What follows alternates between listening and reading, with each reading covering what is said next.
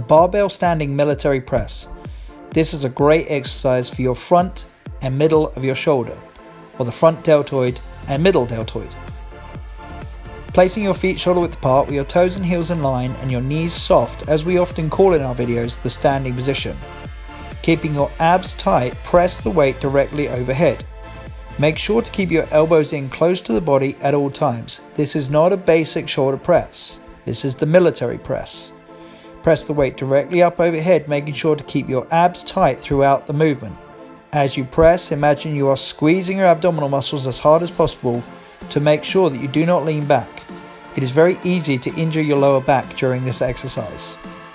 Plant your feet strongly and make sure to press all the way up and lower down with control.